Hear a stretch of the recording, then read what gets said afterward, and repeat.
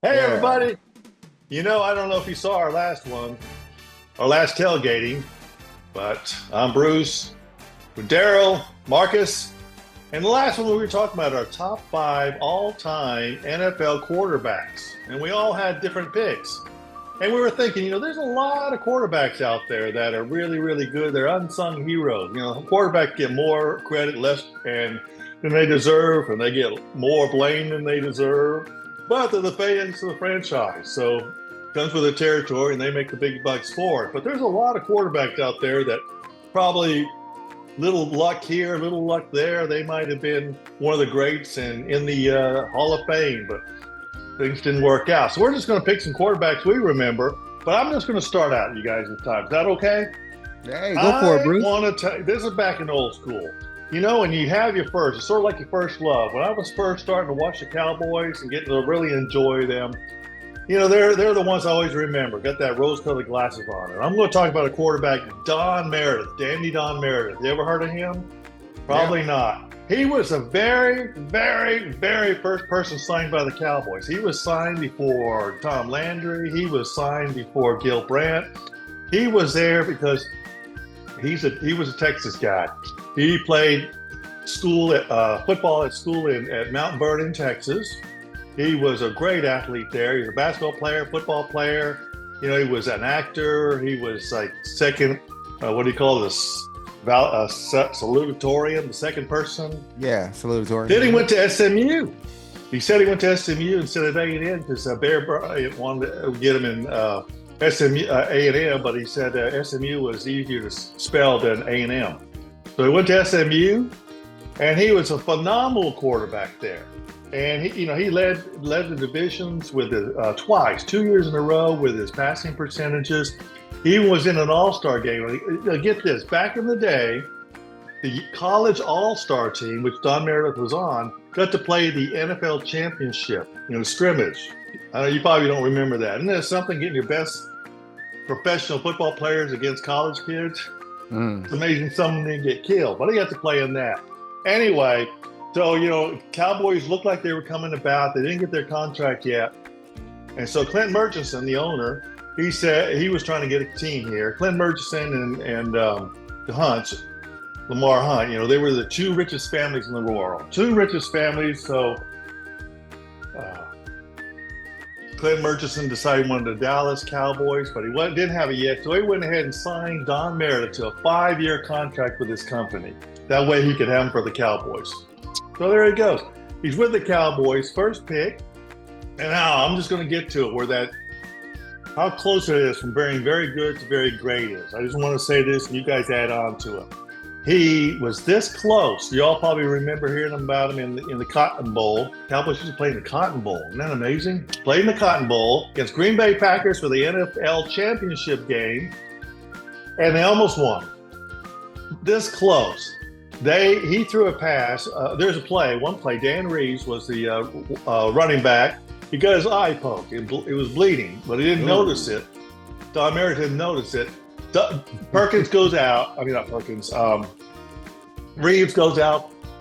Meredith hits him for a touchdown pass, which would have tied the game with Green Bay Packers, but he couldn't see it right. He dropped the pass. So that if he had caught that ball, that history may have changed. The Cowboys might have won that game. And that means they might have won the very first Super Bowl. A lot of mites in here. And you can look all around. You guys probably have memories, too, of players. It just didn't happen. But he could have won that one. Then, next year, the Ice Bowl. And so, neither one of these plays directly involved Don Meredith. If on that line of scrimmage, Bart Starr goes over and gets that winning touchdown, a lot of things happen. Green Bay player was offsides. Cowboys slept. Bart Starr made it by that far. If they don't make that play, Cowboys win the second time. Maybe wins the second Super Bowl. We're playing for the Landry Trophy. Don Meredith is great instead of very good. He's in the Hall of Fame. Who knows? Just those two players. But I just want to bring up Don. Oh, you probably remember he was one of the first people in the Monday Night Football. Him and Cosell and Keith Jackson. I don't know if you remember him from the college days, but Keith Jackson. Anyway, starred in TV shows. I think it was Police Academy, Police something. He was TV shows. But anyway, he was one of my first heroes, him along with Bob Hayes, running those plays. So I just wanted to give a shout out to Don Meredith because I thought he was great, almost great. Anyway, what do you guys, any quarterbacks you can think of that almost made it or just very memorable to you guys? I mean, yeah, I used to like Aaron Rodgers, and that's a strong use too. Yeah. Thing about Aaron Rodgers, I just like his competitive nature, and he did win. I think he won one Super Bowl or whatnot. He had some MVPs and that kind of thing, But again, I like to use that term dog. That's who he was. He was the competitive nature of who he was, and I just remember when I don't know what season it was when the Packers. He was playing for the Packers, and they started out pretty bad. They lost a few games in a row, and they asked Aaron Rodgers on an interview in the locker room. They asked him, about the poor play, and they're not doing very well, and what you gonna do? And I remember him sitting there, and he said, "Everybody just relax. RELAX, relax." And then every time they asked him a question, he would say, RELAX. And I was like, oh, sounds like a commercial. Like right. Rolade, ROLAD. Yeah. So Aaron Rodgers, this his play on the field was absolutely amazing. If you remember when he in his latter years when he playing against Chicago, and he went out there and he beat their butts, and he was screaming into the crowd, "I own you! I own you!" That was freaking amazing.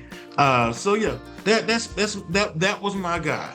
That was my guy. But then he went to the Jets, and the story with the Jets, I was all in. I was like, man, look, Jets going to the Super Bowl this year. I stacked up my fantasy team with him and a couple of his receivers. I'm like, man, we are finna dominate this league this year. And of course, he dropped back to pass. On his first drop back to pass, he broke his whatever he broke or whatnot. And just 4 plays. Right. And everybody get injured. But what I didn't really care for was the drama that came after that, where fight between him and his coach, the fight between him and his general manager and everything. And I kind of lost a little bit of respect for the brother, but that's the reason why he wasn't on my top 5. Is because it's because you watch someone do something great for so long, and then they have an incident where you're going, wait a minute, that's the guy that I like. Like, why did I like him so much? Because it was just so much drama. But anyway, but I'd be a fool if I don't sit here and say, yeah, Aaron Rodgers is definitely on my honorable mention, because just a great guy. I was really inspired by the way he played. Yeah. So Aaron Rodgers, for sure. Once a long time ago, Blackie Sherrard, the sports writer in Dallas, asked about Troy Aikman. Can you play your way out of the Hall of Fame? Because Troy Aikman towards the end, he just wasn't playing that well. Same as Aaron Rodgers and some of the other players. Like who's the guy that he replaced? I forgot that quarterback's name. See, that's what you do. But can a quarterback or any athlete stay a little too long? They got this legacy going, and maybe, I don't know, they're making money and it's hard to give it up, but can they stay a little too long and, like you just said, hurt their legacy just because they don't play as well towards the end? Yeah. Brett Favre is who you're talking about. Brett Favre. Yeah, Brett Favre. He might have stayed a little too long. I still remember. Right. He might have stayed a little too long. Brett Favre. And that's another one. One. I used to have some mad respect for Brett back in the day. What do you got, Marcus? Well, for me, it's like this era that we're currently in. I have to say, in the time I've been watching football, this has to be one of the more competitive eras for like premier quarterbacks. Like, there's a lot of really, really good quarterbacks in the league right now. You got Josh Allen, Lamar Jackson, Patrick Mahomes, Joe Burrow, Jalen Hurts, Jalen Daniels. You got Justin Herbert with the Chargers. as much as people hate on him, Prescott's still in the top 10 for me, Baker Mayfield, as well as Jared Goff. So, I mean, it's a very competitive time when you think about quarterbacks. But if I have to go back and think about like which quarterback I've always been just kind of the most enamored with, I just thought was just an incredible leader. I mean, we got to go back to my boy Troy Aikman in the 90s. Like, I mean, you know, Cowboys fan, come on with the haterade. I know season getting ready to start, blah, blah, blah. Come on, I'm ready, blah, blah, blah. Anyway, so, I mean, you know, just a winner, right? And this is back when you could hit. This is back before a lot of the changes, which all are for the good. But man, it was a grittier game back then. And you just, I mean, read the guy's resume, right? A 3-time Super Bowl champion. He wasn't just about winning rings. He was like that steady hand behind the dynasty. Like that was the true, you know. And I know, Daryl, you talk about that. Was it the defensive line or the offensive line? But I mean, that guy was at the helm. Like he ran that team. He was accurate. He was efficient, and just how calm and precise he was. He wasn't the flashy guy.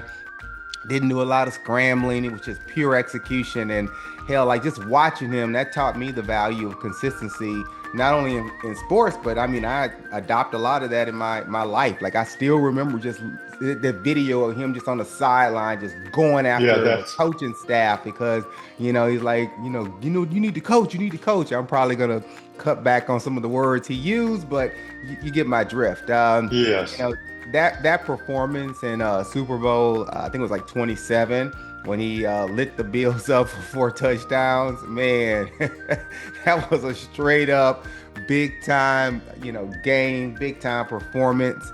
I mean, and just to round it out, I mean, he's tough. He brought the leadership, and I mean, you know, his Hall of Fame legacy, seeing him, you know, in Canton in 2006 was definitely full circle. I mean, he wasn't just my favorite Cowboy at the time, but he was a quarterback who showed me what greatness looked like back then. Again, there's a lot of great quarterbacks out there right now. We talked about Brady, we talked about Mahomes and the other 8 or 9 folks that I just mentioned a few moments ago. But man, Troy Aikman, man, I got mad respect for him. And when you know what they call him and Michael Irvin back in the day, the Cosmic Twins, like just that era, man, you just had to be there. Like for those of you who were there, you know exactly what I'm talking about. For those of you who are watching this, and the only way you're going to see Cowboys, and we get the joke, the only way you're going to see the Cowboys in the Super Bowl is on the VCR, whatever.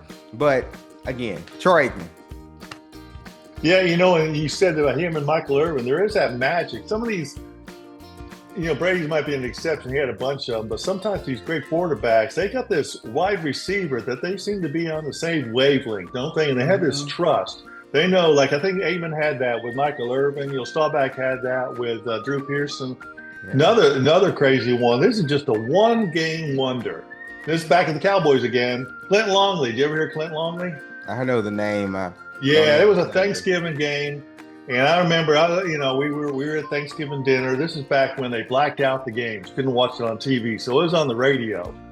It's another era, isn't it? It was on the radio, and the other team went to take out Roger Staubach. They knew if they got rid of Roger Staubach, they're going to win. And they did. They took him out. He was out of the game. Clinton Longley, a rookie, comes out there. He's like a mad bomber. He's just throwing that thing all over. He didn't know what not to do, but he brought him back 2 touchdowns. But right at the end, he threw his bomb, touchdown, and the Cowboys won. That was one of the most exciting games ever. We thought, wow, we got another great backup, you know, come up with the Cowboys. They always come up with quarterbacks, other quarterbacks, right? But yeah, you know, the next season, Clinton Longley challenged Roger Staubach to a fight. Roger Staubach showed him why he was boss, and then all of a sudden Clinton Longley got cut or traded or something, and then we never heard of him again. Like, you idiot, he's the face of the team, and he went after him. Oh, man. Gotta love it. Yeah. Oh, I gotta go back to Don Meredith. I gotta tell you something about Don Meredith. He had, it was like an 80-yard, something like that, 80-some-odd yard touchdown pass to Bob Hayes, but you hear about those. This was in the air. It was in the air. He caught the ball in the end zone 80 yards for a touchdown. It wasn't like a, you know, catch and run, throw down and then he breaks a couple of tackles and goes for an 80-yard touchdown. 80 yards in the air. That's an alarm. You know, when you can hit a touchdown 80 yards. Because Bob Hayes was probably alone. He was so fast. But another way back machine. I need to start bringing up ones that aren't so far back. Sometimes it's all about Randall time Cunningham. and circumstances. Oh, Cunningham. Oh, good gosh. He was going to revolutionize things that's today. another one. Yep. Drew Brees. Drew Brees. Oh, yeah. Oh, Drew Brees. Yeah, Drew Brees, again. you're right. Yeah, let's talk about the run and shoot offense again. That's what they were doing. They were running that run and shoot, those timing patterns. You know, said Hut 1, 2, 3, bam, 1, 2, bam, 1, bam. You know, the timing patterns. Hey, I mean, the man was bad. The man was great. I mean, those are engineers. They're engineers. He was at the right place at the right time, wasn't he? I mean, New Orleans was down and out, and you know, I mean, the city. You know, after that was it Hurricane Katrina. You know, and he came in there and he helped them win a Super Bowl. They needed that at that moment too, didn't they? Yeah, that was good timing. It was sort of like the after 9/11. I think it was Paul McCartney was on there too, and the Patriots won the Super Bowl right after that. So that was sort of symbolic too. You know, Patriots won right after the 9/11. So sometimes there's cool timings too of for history where they hit just the right thing. I think still the Cowboys have been better, but anyway, Patriots were fine. I still think the greatest quarterback without a ring is Dan Marino. Like that's the truth, isn't it? Yeah, greatest quarterback without a ring. Like when he went to the Super Bowl that time, you know, they lost to Montana and then San Francisco. Was that his rookie year or something? Or that was early in his career. Early, like 1984, I think. Yeah, so early. I thought. You know, and then he said, well, you know, he didn't, they had that advertisement one for a soft drink between the two guys. And, you know, he said the only thing he didn't like was the ending. You know, they're kind of congratulating each other. But he said, Bobby back. Man, it's unbelievable with that kind of skill and all. He was never back, you know, just one early in his career. You're right. That's one guy that should have had a better opportunity. You know, I'll tell you another guy. I mean, they you know, this is where the whole acronym came up. Boy, I love losing Super Bowls, right? And that's you know, Jim Kelly. Like, I mean, the Bills. Oh right? gosh, like, 4 in a row. You know, 0-4, right? Like, how do you you know? I don't want to call it bad luck, but man, you talk about not finishing. Like, how do you go to the Super Bowl 4 times? Yes. Like, I'm sorry, man. Hell, I mean, suit me up, coach. Yeah.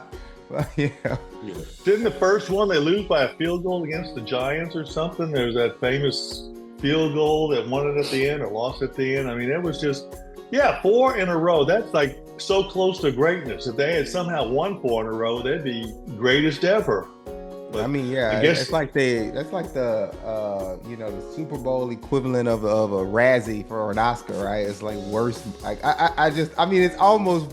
Is it worse to go 0-4 in the Super Bowl than particularly right in a row? Yeah.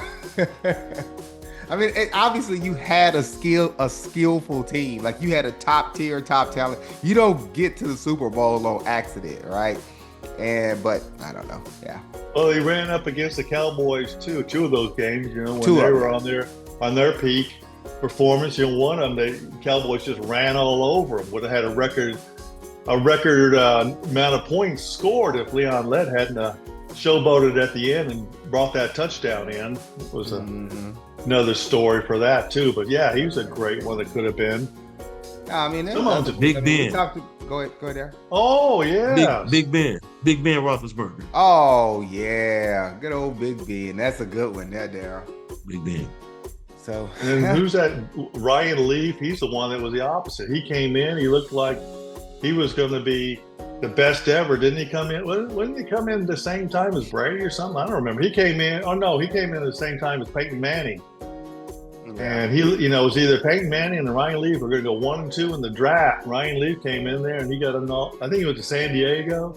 Man, he bombed faster than Johnny Manziel. Yeah. I do remember that. Yeah. We could do a whole. There's already documents. I love that story. That's a story there. I don't know if you've seen that his special on Netflix, man. No, I didn't see that. That was a troubled soul, man.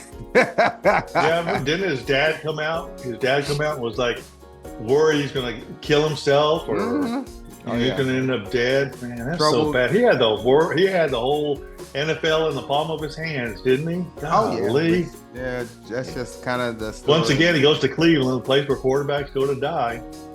Well, that's what we got. You guys like and share and comment, but you must, guys out there, you must have a quarterback you remember that no one else does or was very close to greatness, but somehow greatness was snatched away from them. You know, just those kinds. So let us know what you think, or maybe there's some that we just forgot about that we should have mentioned that are great. Or maybe there's a quarterback out there that could have been great, but they just blew it on their own, sort of like Johnny Manziel did. So let us know. So we'll see y'all later. All right. Gig 'em, Johnny, gig 'em.